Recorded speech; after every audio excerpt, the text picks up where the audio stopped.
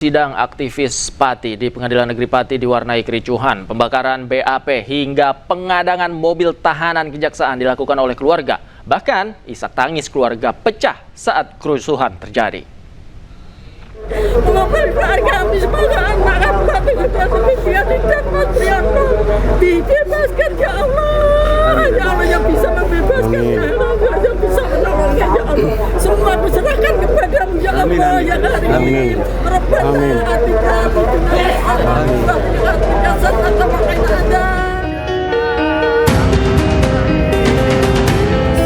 Sidang ketujuh aktivis Pati dengan terdakwa Teguh Istianto dan Supriyono yang digelar di Pengadilan Negeri Kelas 1A Pati diwarnai kericuhan. Kedua terdakwa yakni Teguh dan Supriyono sebelumnya ditangkap karena memblokir Jalan Pantura setelah Bupati Pati Sudewo gagal dimakzulkan melalui pansus hak angket pada 31 Oktober 2025 lalu. Masa dari Aliansi Masyarakat Pati Bersatu AMPP dan pihak keluarga tidak terima lantaran sidang kembali ditunda hingga minggu depan. Bahkan mereka melakukan aksi penghadangan mobil tahanan dari Kejaksaan Pati. Kedua terdakwa ikut meluapkan kekecewaan mereka dengan melakukan pembakaran berkas BAP karena kasus yang menjerat mereka dianggap penuh dengan rekayasa. Ketegangan kembali terjadi saat pihak kejaksaan hendak memaksa keluar membawa terdakwa, sementara ratusan polisi yang berjaga tak kuasa lantaran massa AMPB mengepung area pengadilan. Hingga kini mobil Kejaksaan Pati masih dihadang oleh pihak keluarga dan massa dari AMPB di Pengadilan Negeri Pati, Jawa Tengah. Dari Pati, Jawa Tengah, Vindi Agil, iNews melaporkan. Pemirsa, musyawarah daerah Partai Golkar Sumatera Utara sempat memanas. Keributan terjadi di depan lokasi berlangsungnya musyawarah daerah.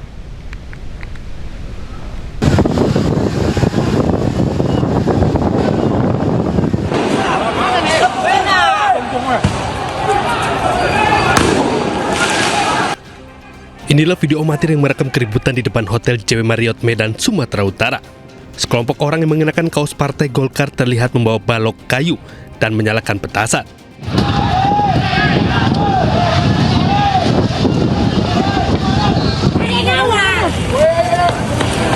Mana orang kita semua? Di depan loh. Beberapa di antaranya bahkan berusaha merangsak masuk dan melakukan penyerangan di pintu masuk hotel. Keributan terjadi setelah panitia meminta peserta yang tidak memiliki hak suara untuk keluar dari areal musda. Diduga tidak terima diminta keluar, sejumlah orang memicu keributan. Meski demikian, keributan tidak berlangsung lama dan hanya terjadi di area depan hotel. Musda Golkar Sumut kemudian kembali dilanjutkan dengan agenda sidang dan paripurna. Dari Medan, Sumatera Utara, Bobi Pakpahan, iNews melaporkan. Pemirsa, gudang layanan belanja daring di Jalan Ampera Raya, Pasar Minggu, Jakarta Selatan diserang sekelompok orang tak dikenal. Belum diketahui motif dari penyerangan dan polisi masih melakukan penyelidikan.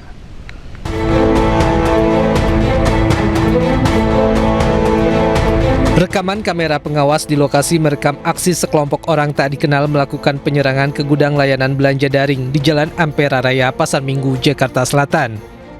Peristiwa bermula dari sebuah mobil berwarna putih menabrak sepeda motor yang terparkir. Sejumlah karyawan di area parkir langsung menghampiri mobil, namun tak lama berselang, tiba-tiba sejumlah pria datang dan langsung melakukan penyerangan. Beberapa karyawan yang panik mencoba melawan hingga bersembunyi masuk ke dalam gudang. Mirisnya, beberapa oknum ikut masuk ke dalam gudang dan terus melakukan penyerangan terhadap karyawan.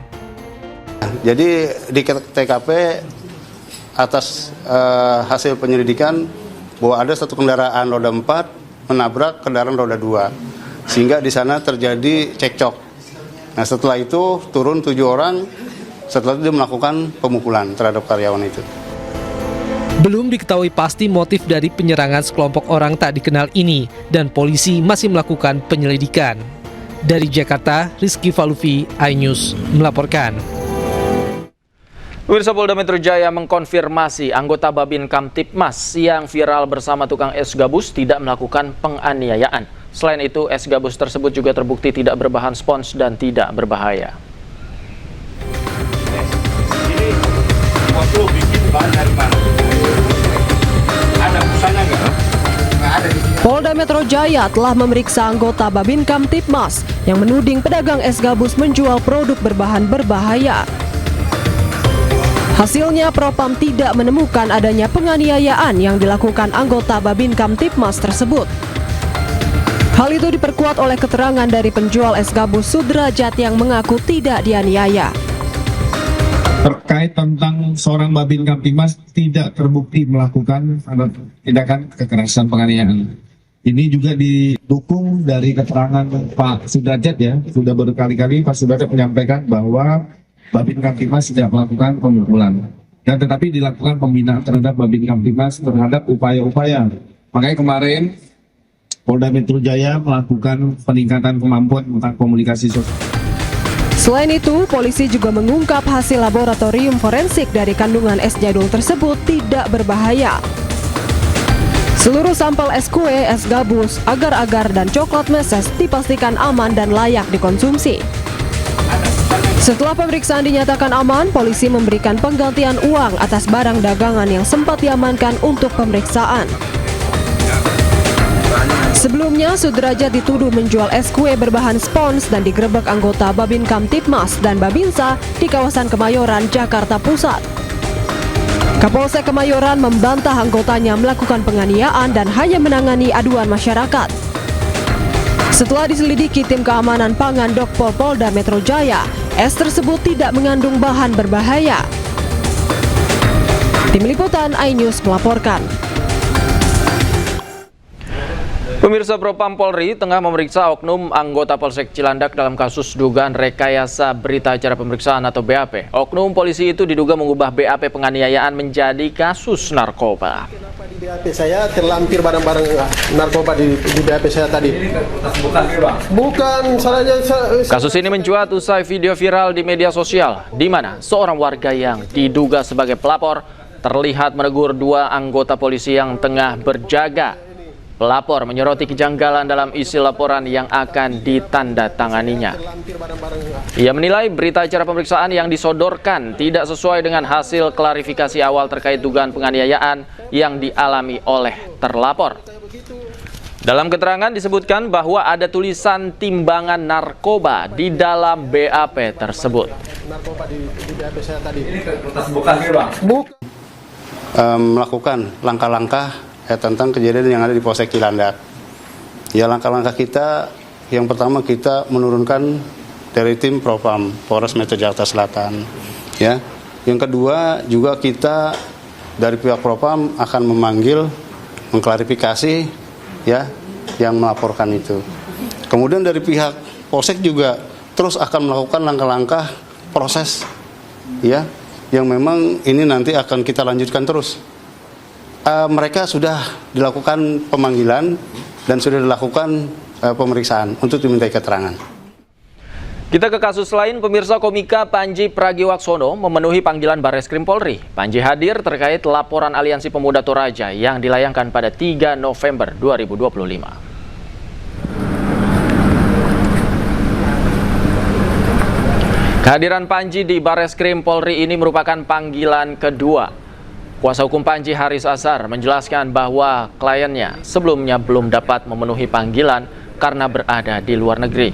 Panji diperiksa terkait dugaan penghinaan atau ujaran kebencian bermuatan sara terhadap masyarakat Toraja. Dalam pemeriksaan ini, Panji dicecar sebanyak 48 pertanyaan.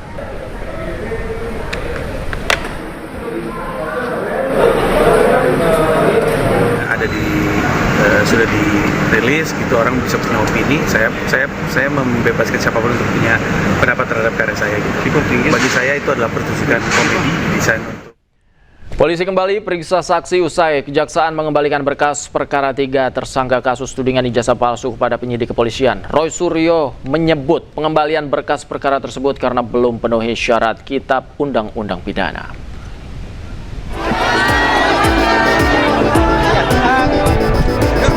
Kejaksaan mengembalikan berkas perkara 3 tersangka kasus tudingan ijazah palsu kepada penyidik kepolisian. Tiga tersangka yang dimaksud yakni Roy Suryo, Rismon Senipar, dan Tifauzia Tiasuma. Kubu Roy menilai pengembalian berkas itu pertanda bahwa penyidik belum memenuhi syarat dalam Kitab Undang-Undang Hukum Acara Pidana. Maka alhamdulillah kalau saya sesuai dengan prediksi saya P19. Jadi P19 itu dikembalikan. Memang ada jatah waktu P19 itu adalah 14 hari dalam KUHP lama. Dalam KUHP baru memang nggak ada detail, tetapi artinya hampir sama. Jadi kalau itu dikembalikan, maka nanti akan ada pengembalian lagi bolak-balik sampai dengan P21. Dan memang harusnya bolak-balik itu tidak boleh selamanya bolak-balik. Memang nanti kalau kemudian jaksa peneliti atau kejaksaan itu melihat berkasnya ini tidak komplit atau tidak memenuhi syarat, ya bisa berhenti. Artinya selesai, artinya perkara tidak jadi naik, tidak jadi dilimpahkan tapi tidak bisa naik, dan akhirnya perkara harus di SP3 atau berhenti. Sementara itu, Kabid Humas Polda Metro Jaya Kombes Pol Budi Hermanto mengatakan kejaksaan merekomendasikan penyidik untuk melanjutkan pemeriksaan terhadap saksi dan ahli yang diajukan oleh para tersangka. Selain itu, penyidik juga akan mendalami bukti lain terkait tudingan ijazah palsu. Tim Liputan iNews melaporkan. Dan pemirsa, untuk mengetahui informasi terkini pasca pengembalian berkas perkara Roy Suryo CS, kami telah terhubung dengan jurnalis iNews Wenda Nura di Polda Metro Jaya. Selamat malam, Wenda. Mengapa berkas Roy Suryo CS dikembalikan ke Polda Metro Jaya? Ya, selamat malam Davi dan juga pemirsa. Pemeriksaan saksi yang meringankan dari pihak Roy Suryo mengenai isu ijazah Jokowi atau Presiden ke-7 Republik Indonesia ini sebetulnya sudah selesai dilaksanakan sejak sore hari tadi. Dan Roy Suryo memang turut hadir mendampingi langsung para saksi yang diperiksa hari ini. Dan agenda pemeriksaan hari ini sebetulnya ada 3 saksi ahli yang dijadwalkan hadir untuk pemeriksaan, namun memang 2 ahli pidana ini berhalangan untuk hadir hari ini sehingga akan dijadwalkan ulang, sehingga ada 1 ahli bahasa dan juga 3 saksi lainnya yang hadir di pemeriksaan yang dilaksanakan pada siang hari tadi. Dan menanggapi isu adanya berkas yang dikembalikan ke penyidik Polda Metro Jaya dari pihak kejaksaan, Roy Suryo mengatakan bahwa ia sudah menduga hal itu akan terjadi karena jika dibandingkan dengan saksi dari pihak penggugat ataupun dari pihak Jokowi, saksi dari pihak Roy Suryo ini masih ada sedikit perbedaan begitu. Jadi masih sedikit saksi dari pihak Roy Suryo, sehingga Roy Suryo pun tadi mengatakan bahwa dari P19 ataupun pengembalian berkas ke penyidik ini ada rentang waktunya, ada 14 hari. Nah, jadi dari 14 hari tersebut Roy Suryo ini sudah menyiapkan beberapa saksi lainnya, diantaranya ada sekitar 5 saksi ahli dan juga 6 saksi lainnya untuk tentunya meringankan dari pihak Roy Suryo begitu. Dan tentunya untuk ahli lainnya akan dijadwalkan untuk pemeriksaan kembali, namun kami belum mendapatkan informasi resminya kapan untuk pemeriksaan ahli lainnya diperiksa di Polda Metro Jaya.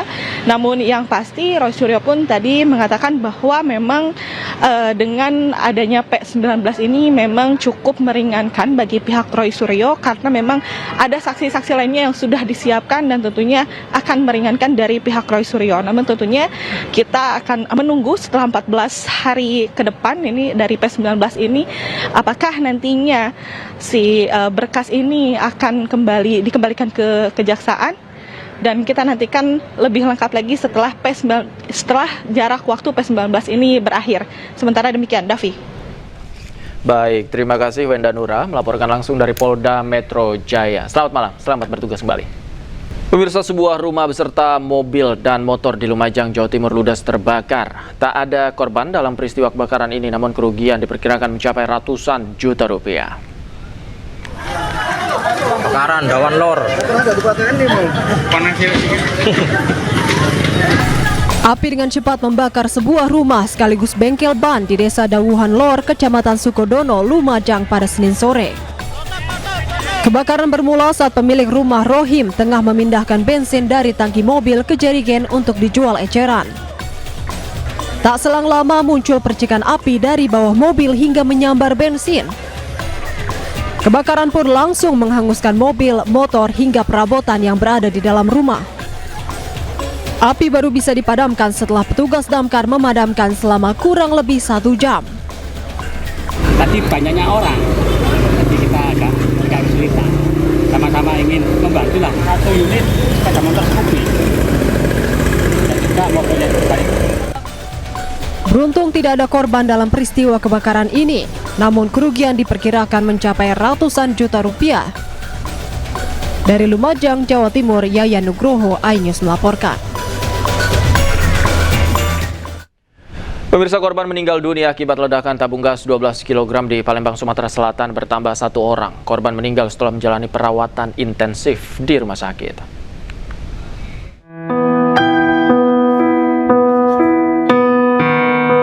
Para pelayat memadati rumah duka Umi berusia 54 tahun, warga Lorong Nepos, Kecamatan Ilir Timur 2, Kota Palembang. Umi menjadi korban ketiga yang meninggal dunia akibat ledakan tabung gas yang terjadi di rumah tetangganya. Korban meninggal akibat luka bakar 80% di tubuhnya setelah menjalani perawatan intensif di rumah sakit. Sampai sekarang informasinya ada 3 orang. Semalam pukul 23:52 itu baru saja meninggal 1 orang lagi atas nama Ibu Amin. Umurnya kurang lebih 54 tahun. Sebelumnya ledakan terjadi akibat kebocoran tabung gas 12 kg. Saat kejadian, penghuni rumah sedang memasak untuk sedekah menjelang datangnya bulan Ramadan. Akibatnya 9 penghuni rumah mengalami luka bakar, 3 korban meninggal dunia dan rumah korban mengalami kerusakan. Dari Palembang, Sumatera Selatan, Firdaus, iNews melaporkan. Pemirsa, operasi pencarian dan evakuasi korban longsor di Desa Pasir Langu, Kabupaten Bandung Barat terus dilakukan. Meski terkendala cuaca, petugas berhasil menemukan 4 jasad korban dan hingga kini sudah ditemukan 80 korban.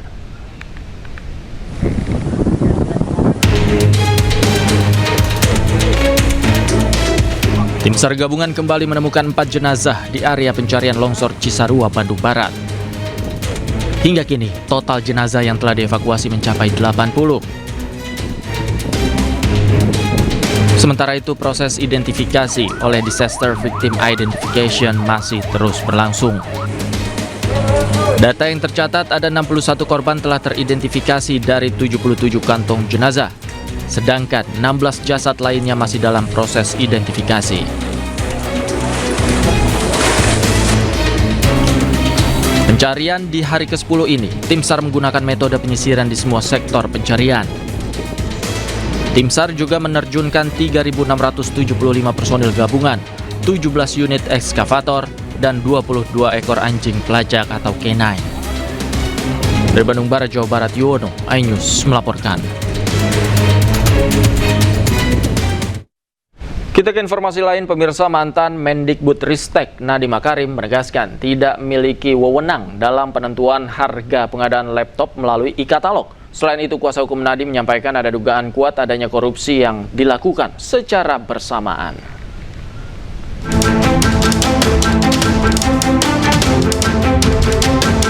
Nadiem menjelaskan penentuan harga dan verifikasi produk dalam e-katalog merupakan kewenangan vendor dan LKPP.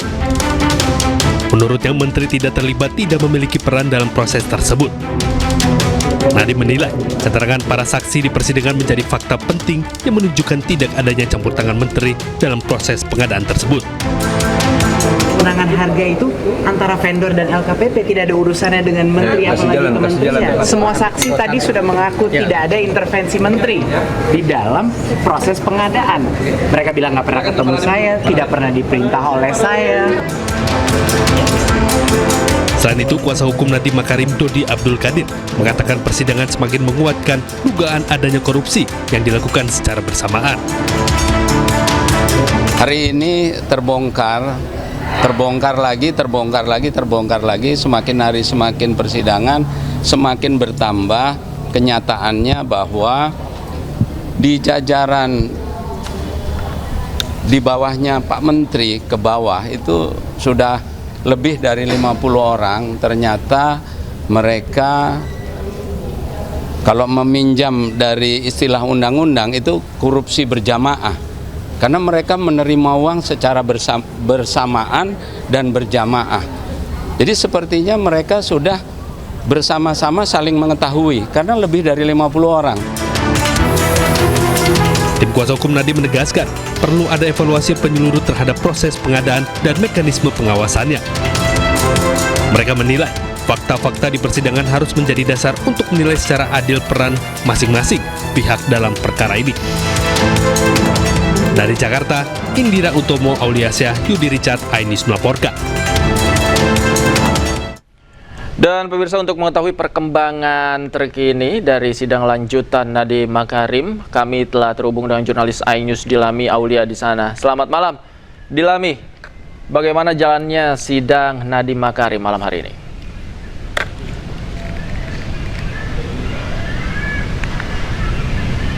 Ya, selamat malam Davi dan juga pemirsa. Sebetulnya untuk persidangan dari mantan Mendikbudristek Nadiem Makarim ini telah selesai dilaksanakan di Pengadilan Negeri Jakarta Pusat. Dan juga untuk agenda persidangan pada malam hari ini berkaitan dengan mendengarkan keterangan saksi. Sebetulnya ada 7 saksi yang dihadirkan, namun karena adanya keterbatasan waktu sehingga hanya 3 orang saksi saja yang mengungkapkan dan juga melakukan tanya jawab dengan JPU dan kuasa hukum. Yang pertama adalah Suhartono Arham selaku mantan pejabat PPK Direktorat SMA Kemendikbudristek. Yang kedua Dani Hamidan selaku mantan pejabat pembuat komitmen Direktorat SMA Kemendikbudristek. Dan juga yang terakhir yakni ada Harnowo Susanto selaku mantan pejabat pembuat komitmen atau PPK Direktorat SMP Kemendikbudristek. Di mana tadi dalam persidangan saksi Dani mengungkapkan bahwa mendapatkan uang senilai 30.000 US dollar yang dibagikan ke 2 atasannya masing-masing 7.000 dolar, yakni Purwadi dan Suhartono, atau 7.000 dolar US dollar ini setara dengan 100 juta rupiah. Dan kemudian 16.000 US dollar atau setara 200 juta rupiah ini diperuntukkan operasional perkantoran. Nah, tadi Dani sempat ungkapkan bahwa mendapatkan uang 30.000 US dollar ini dari Susi Mariana selaku rekanan salah satu penyedia pemenang lelang dari laptop Chromebook. Dan Dani mengaku bahwa uang ini telah dikembalikan ke kejaksaan. Nah, tadi respon dari Nadiem Makarim ini cukup kaget dan terkejut bahwasanya anak buahnya menerima sejumlah uang gratifikasi padahal tidak ada arahan atau Nadiem ini tidak mengetahui adanya aliran uang gratifikasi tersebut. Dan inilah yang membuat Nadiem optimis bahwa ia tidak ada keterlibatan dalam gratifikasi. Yang kedua, Nadiem juga tadi sempat mengungkapkan bahwa tidak ada markup atau penggelembungan dana dari pengadaan laptop Chromebook karena dirinya mengungkapkan bahwa semua pembelian dilakukan melalui e-katalog yang transparan dan harga yang dipilih ini sesuai dengan sistem yang diberikan oleh vendor dan LKPP atau Lembaga Kebijakan Barang dan Jasa Pemerintah. Dan fakta inilah yang menjadi poin kuat Nadiem bahwa ia tidak terlibat dalam pengadaan Chromebook ataupun gratifikasi. Nah, tadi David, untuk 4 saksi lanjutan dari 2 Kemendikbudristek dan 2 pihak swasta ini rencananya akan dihadirkan kembali pada 9 Februari 2026 mendatang. Sementara demikian, Davi. Terima kasih Dilami Aulia melaporkan langsung dari Pengadilan Tipikor Jakarta. Selamat malam, selamat bertugas kembali. Sementara itu pemirsa, Interpol resmi menerbitkan red notice terhadap buron kasus dugaan korupsi tata kelola minyak Riza Khalid. Menurut polisi, red notice itu terbit sejak 23 Januari 2026. Buronan korupsi minyak mentah Riza Khalid terus diburu. Polisi telah menerima red notice dari Interpol terkait Riza Khalid. Saat ini, polisi berkoordinasi dengan institusi di dalam dan luar negeri setelah red notice tersebut terbit. NCB akan mendukung langkah penegakan hukum terkait Riza Khalid. Interpol red notice atas nama Muhammad Riza Khalid atau disebut MRC telah terbit pada hari Jumat tanggal 23 Januari 2026 atau seminggu yang lalu. Dan setelah terbitnya red notice, kami menindaklanjuti upaya yang dilakukan oleh Set NCB Interpol Indonesia melakukan koordinasi tentunya dengan counterpart, baik counterpart asing maupun counterpart yang berada di dalam negeri, kementerian maupun lembaga. Sebelumnya Riza Khalid ditetapkan sebagai tersangka dalam dugaan tindak pidana korupsi tata kelola minyak mentah dan produk kilang minyak. Bersama 18 tersangka lainnya, komplotan pencuri uang rakyat itu merugikan uang negara hingga 285,1 triliun rupiah. Tim Liputan iNews melaporkan. Hujan lebat disertai angin kencang melanda Kabupaten Baru, Sulawesi Selatan pada Senin siang. Puluhan rumah dan sebuah pohon tumbang hingga mengganggu arus lalu lintas di Jalan Nasional Makassar, Parepare. Tambah yang angin na boleh puai kai, alai, Allah Akbar, Allah. Dalam waktu 1,5 jam, 4 kecamatan di Kabupaten Baru terdampak puting beliung.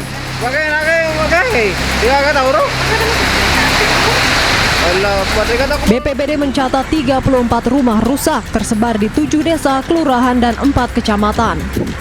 Sebagian atapnya berterbangan, namun tidak ada korban jiwa atau luka-luka. Selain rumah warga, puting beliung juga menumbangkan pohon di Kelurahan Kopo, Amaro, dan Desa Cilelang. Pohon yang melintang menyebabkan gangguan arus lalu lintas, terutama di Amaro yang memakan waktu penanganan lebih lama. Evakuasi pohon di kedua lokasi dilakukan oleh tim TRC bersama stakeholder setempat dengan peralatan yang tersedia. BPBD Baru menegaskan tingkat kerusakan rumah bervariasi dari ringan hingga sedang, terutama pada atap dan dinding rumah warga. Tidak hanya rumah panggung, beberapa rumah BTN dan gedung juga terdampak. Berdampak pada hampir lebih dari setengah wilayah kabupaten kami. Jadi 4 kecamatan dari 7 kecamatan yang ada itu mengalami kerusakan, utamanya di rumah penduduk yang pada kali ini tidak didominasi oleh rumah panggung saja. Jadi ada bahkan BTN, rumah gedung yang terdampak juga. Pemerintah Kabupaten Baru telah menetapkan status siaga darurat bencana yang berlaku hingga 28 Februari 2026. Pemerintah juga menghimbau warga untuk tetap waspada menghadapi cuaca ekstrim. Dari Kabupaten Baru, Sulawesi Selatan, Udin Syahrudin, iNews melaporkan.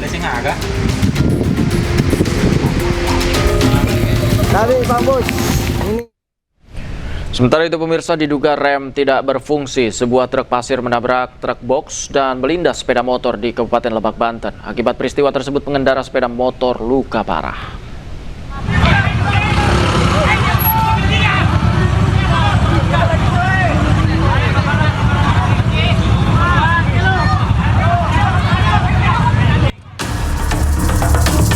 Kecelakaan lalu lintas terjadi di jalur perlintasan kereta api Kampung Bang Arum, Rangkas Bitung, Kabupaten Lebak, Banten. Diduga akibat rem tidak berfungsi, sebuah truk pasir menabrak truk box yang berada di depannya.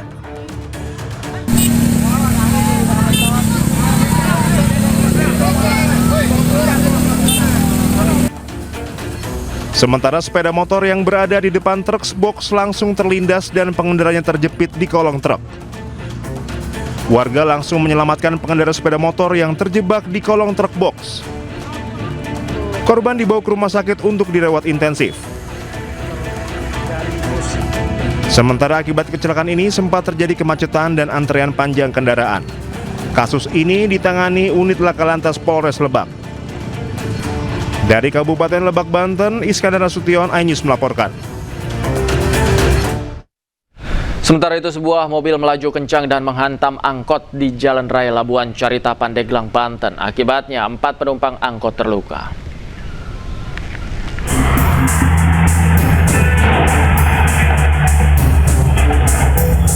Rekaman CCTV memperlihatkan kecelakaan lalu lintas antara minibus dan sebuah mobil angkot di Jalan Raya Labuan Caringin, Pandeglang, Banten. Minibus berwarna putih melaju dengan kecepatan tinggi dari arah Carita menuju Labuan dan langsung menghantam angkot yang datang dari arah berlawanan. Menurut saksi, sopir angkot sempat menghindar dengan membanting setir ke arah kiri. Namun kencangnya laju minibus yang juga sebagai mobil travel membuat kecelakaan tak terhindarkan. Tidak ada korban jiwa dalam kecelakaan ini, namun 4 orang dilarikan ke rumah sakit karena mengalami luka-luka. Kecelakaan sempat membuat arus lalu lintas tersendat sebelum kedua kendaraan dievakuasi dari lokasi kejadian. Dari Pandeglang, Banten, Iskandar Nasution, iNews melaporkan.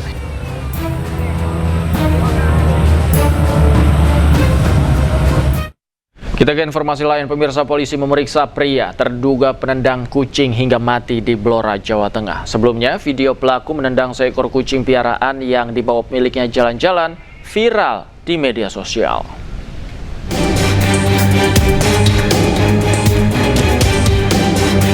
Viral video amatir seekor kucing piaraan yang telah dibawa jalan-jalan dengan tali oleh pemiliknya tiba-tiba ditendang oleh seorang pria yang sedang berlari di sebuah lapangan di Blora, Jawa Tengah. Seminggu kemudian, kucing tersebut mati, diduga sakit akibat ditendang. Pemilik kucing lantas melaporkan kejadian tersebut ke Polres Blora. Kasat Reskrim Polres Blora AKP Zainul Arifin membenarkan adanya laporan tersebut dan kini telah memeriksa terduga pelaku berinisial PJ, warga Karangjati, Kabupaten Blora. Yang diduga menendang juga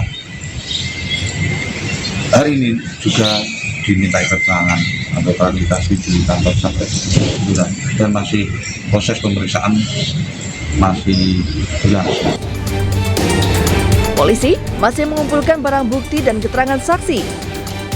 Jika terbukti bersalah, sesuai KUA baru, pelaku diancam dengan pasal 337 tentang tindak pidana penganiayaan hewan. Dari Blora, Jawa Tengah, Heri Purnomo, iNews melaporkan. Kita ke informasi lain, pemirsa. Presiden Prabowo Subianto menghadiri rapat koordinasi nasional pemerintah pusat dan daerah di Sentul, Bogor, Jawa Barat. Lalu, sebagai tanda peresmian pembukaan, Presiden Prabowo Subianto menghadiri rapat koordinasi pemerintah pusat dan daerah pada tahun 2026. 4.487 peserta yang hadir terdiri dari pimpinan kementerian dan lembaga, gubernur, bupati, wali kota, dan pimpinan DPRD. Rakornas pemerintah pusat dan daerah 2026 digelar untuk percepatan implementasi program prioritas Presiden Prabowo melalui sinergi pusat dan daerah. Para Panglima Kodam.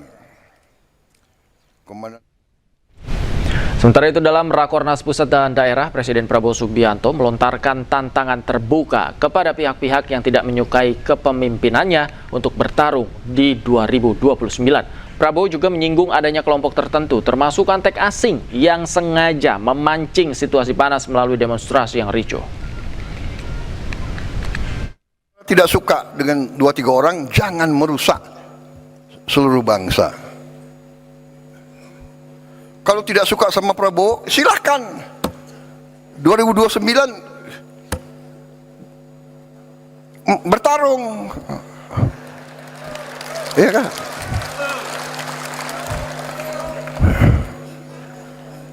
Sedikit-sedikit mau demo boleh, tapi dia tidak berharap demo, dia berharap kerusuhan, dan kerusuhan itu mencelakakan bangsa dan negara. Saudara-saudara, kerusuhan mencelakakan bangsa dan negara. Bakar-bakar, bom molotov, saya katakan itu membahayakan, itu pidana. Saya tidak ragu-ragu. Kalau demo silakan, tapi mau bagaimana mau demo? Kamu 5.000 kali demo, tidak akan ada satu pabrik dibuka. Jadi kelompok-kelompok ini sadar atau tidak sadar, saya yakin mereka dikendalikan oleh kekuatan asing. Yakin saya dan saya punya bukti. Pemirsa, dinilai tidak berpihak kepada Palestina, MUI meminta Indonesia keluar dari keanggotaan Board of Peace. Sementara itu, pemerintah berdalih justru dengan bergabung sebagai anggota, Indonesia bisa memperjuangkan kemerdekaan Palestina.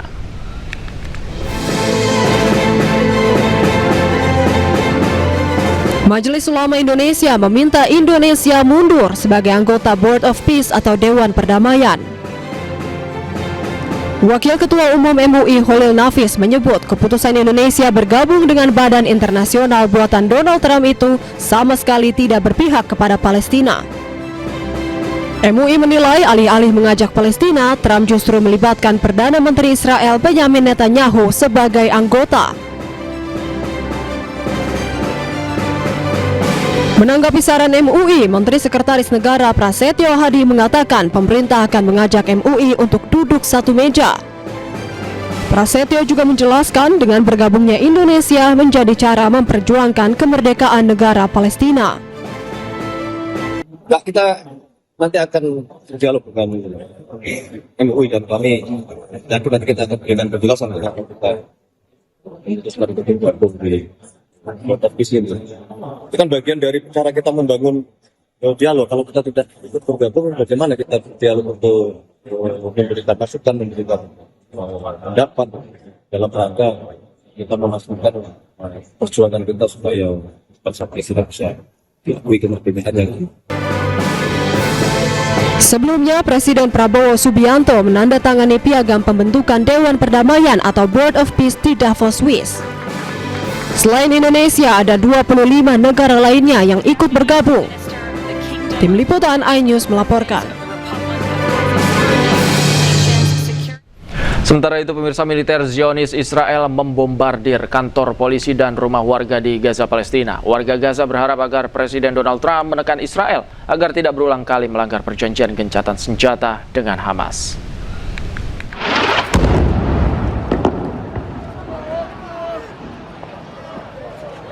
Inilah detik-detik saat serangan udara Israel menghantam sebuah gedung di Al-Nasr, kota Gaza, Palestina, Sabtu siang.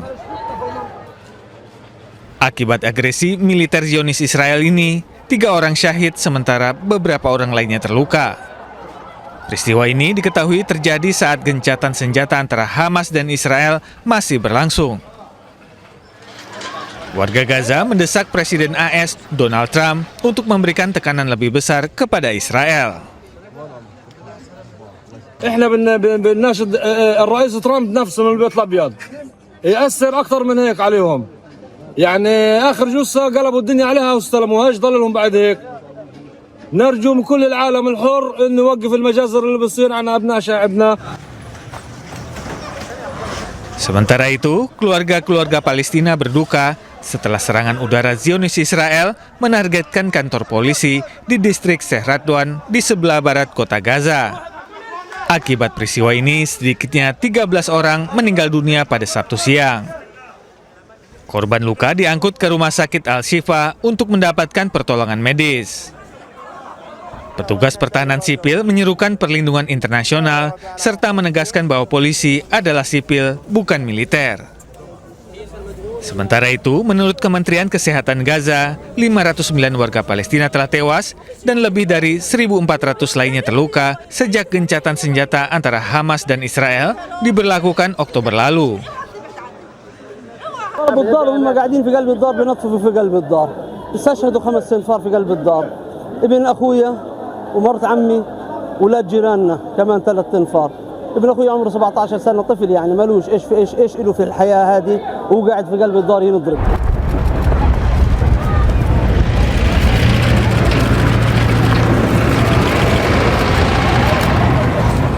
Menurut Al Jazeera, sebanyak 31 warga Palestina syahid dan banyak lainnya terluka dalam serangan udara Israel di kota Gaza dan Khan Yunis pada 31 Januari lalu.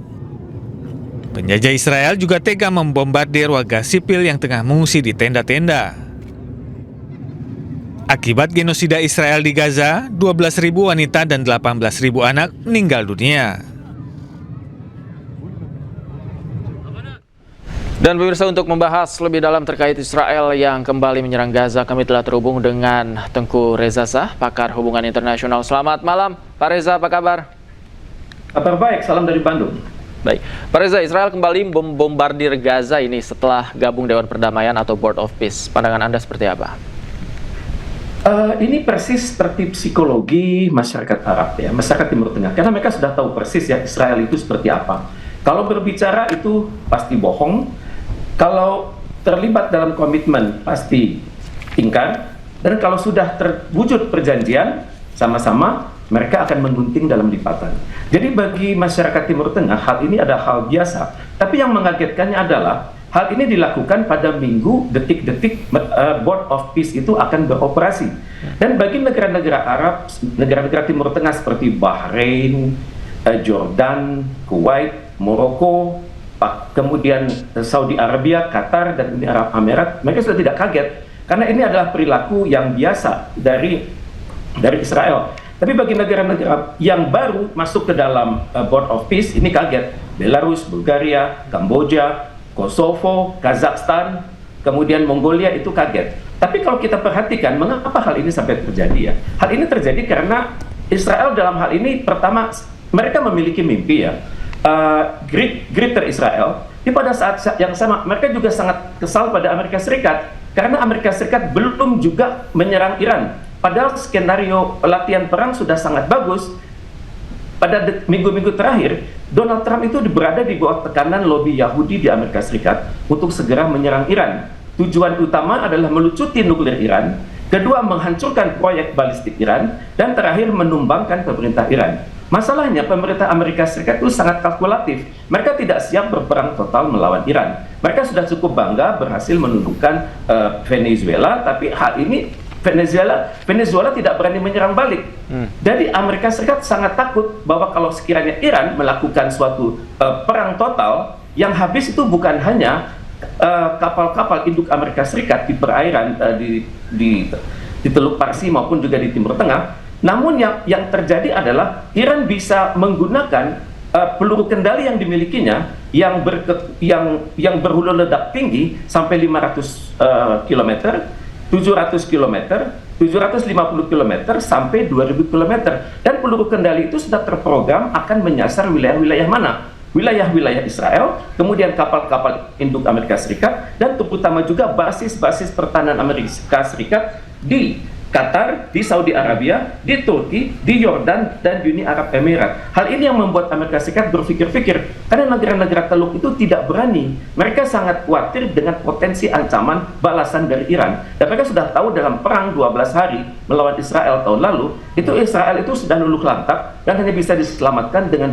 dengan pemboman sangat terukur oleh pesawat tempur B-2 atas fasilitas nuklir Iran di Natanz. Jadi hal ini yang membuat negara-negara Teluk tidak berani mendukung Amerika Serikat. Pada saat yang sama, dukungan dari dunia juga tidak ada. Misalnya kita perhatikan negara-negara NATO, mereka semua malah sangat takut kepada Amerika Serikat, dan mereka diam-diam melakukan latihan di antara mereka, dan juga melakukan perjanjian dengan Rusia dan Cina. Seperti kita lihat minggu ini, Inggris sudah berkunjung ke China, dan pada saat yang sama negara-negara Uni Eropa sudah mendekati Rusia. Jadi ini adalah yang membuat Amerika Serikat ragu-ragu untuk menyerang Iran, dan Israel sudah sangat penasaran untuk itu, dan untuk itu yang paling mudah adalah melakukan pemboman di Gaza. Oke, Pak Reza, kemudian usai menjadi sorotan, Board of Peace sejauh mana akan secara signifikan mempengaruhi kebijakan atau mengintervensi Israel? Saat ini saya belum melihat adanya potensi Board of Peace untuk melakukan itu ya, karena saya perhatikan Board of Peace itu banyak sekali beranggotakan mereka yang sangat bersimpati kepada Israel. Kita lihat misalnya negara-negara di Board of Peace itu kebanyakan ada negara-negara yang takut pada Amerika Serikat dan juga mereka yang sungkan pada Israel. Ya, kemudian kalau kita melihat struktur eksekutif board di dalam Board of Peace itu setengahnya adalah lebih dari setengah adalah Amerika Serikat. Misalnya kita lihat ada tokoh seperti Nikolai Mladenov, itu adalah high representative untuk Gaza. Kemudian Mark Rubio itu adalah Menteri Luar Negeri Amerika Serikat. Kita melihat juga adanya Steve Witkoff, itu Special Envoy Amerika untuk Timur Tengah. Ada Jared Kushner, ini adalah menantu dari Donald Trump. Ada Tony Blair, mantan Perdana Menteri Inggris. Ada Mark Rowan, itu CEO dari perusahaan konstruksi. Ada Ajay Banga, ini presiden dari World Bank. Jadi saya pikir Israel sudah cukup yakin bahwa Board of Executive dari Board of Peace akan banyak diamnya dan bersimpati kepada Israel. Baik, kita nantikan terus bagaimana mungkin nanti ada gebrakan dari Board of Peace, kita kawal terus. Terima kasih Pak Reza atas waktunya sudah bergabung bersama kami. Selamat malam, sehat selalu Pak. Pemirsa, operasi pencarian dan evakuasi korban longsor di Desa Pasir Langu, Kabupaten Bandung Barat terus dilakukan. Meski terkendala cuaca, petugas berhasil menemukan 4 jasad korban dan hingga kini sudah ditemukan 80 korban.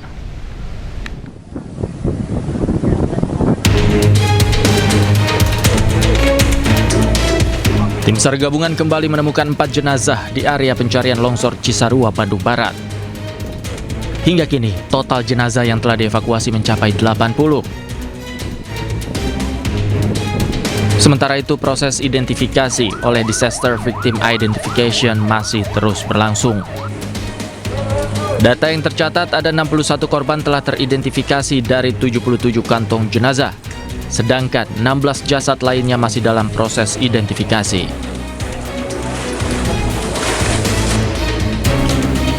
Pencarian di hari ke-10 ini, tim SAR menggunakan metode penyisiran di semua sektor pencarian.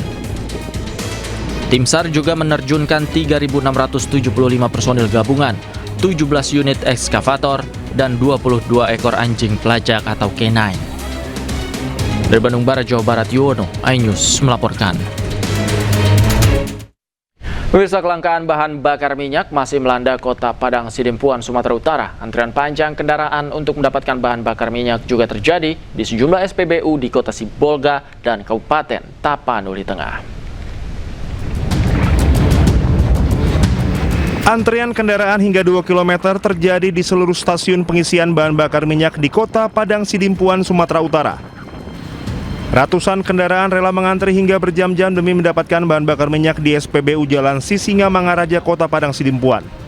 Kelangkaan BBM ini sudah terjadi selama sepekan terakhir. Meski sudah mengantri hingga berjam-jam, warga belum mendapat kepastian akan memperoleh BBM. Akibat kelangkaan ini, harga BBM jenis Pertalite di pangkalan eceran mencapai angka Rp20 hingga Rp25.000 per liter. Sementara antrean panjang kendaraan bermotor juga terjadi di sejumlah stasiun pengisian bahan bakar umum atau SPBU di Kota Sibolga. Kondisi ini sudah terjadi sejak pagi hari dan terus berlangsung hingga malam. Meski sejumlah SPBU tidak melakukan pelayanan pengisian BBM, antrean kendaraan hingga 2 km sudah memadati area SPBU hingga ke badan jalan utama. Sejumlah warga mengaku telah mengantre sejak pukul 6 pagi dan baru bisa mendapatkan BBM pada malam hari. Kondisi serupa juga terjadi di Kabupaten Tapanuli Tengah, termasuk di SPBU Pandan. Antrean panjang kendaraan mencapai perbatasan Tapanuli Selatan. Aktivitas ekonomi di Kota Sibolga, Kabupaten Tapanuli Tengah hingga wilayah perbatasan Tapanuli Selatan terganggu sementara. Distribusi barang, transportasi, dan usaha kecil terpaksa melambat. Dari Padang Sidempuan, Sibolga, dan Tapanuli Tengah, tim liputan iNews melaporkan. Pemirsa, korban meninggal dunia akibat ledakan tabung gas 12 kg di Palembang, Sumatera Selatan bertambah 1 orang. Korban meninggal setelah menjalani perawatan intensif di rumah sakit. Dan informasi yang akan hadir ini sekaligus menutup jumpa kita di iNewsroom malam hari ini. Temukan informasi-informasi terbaru lainnya di www.inews.id. Cuplikan tayangan berita iNews juga dapat Anda saksikan di kanal YouTube @officialINews. Saat lagi rekan saya Reni Arumsari akan hadir dalam program iNews Prime. Saya Davi Pratama pamit undur diri. Terima kasih, selamat malam, sampai jumpa.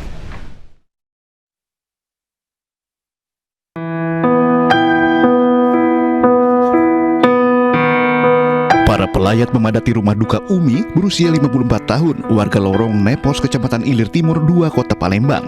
Umi menjadi korban ketiga yang meninggal dunia akibat ledakan tabung gas yang terjadi di rumah tetangganya. Korban meninggal akibat luka bakar 80% di tubuhnya setelah menjalani perawatan intensif di rumah sakit. Sampai sekarang informasinya ada 3 orang. Semalam pukul 23:52 itu baru saja meninggal 1 orang lagi atas nama Ibu Amin. Umurnya kurang lebih 54 tahun. Sebelumnya ledakan terjadi akibat kebocoran tabung gas 12 kg.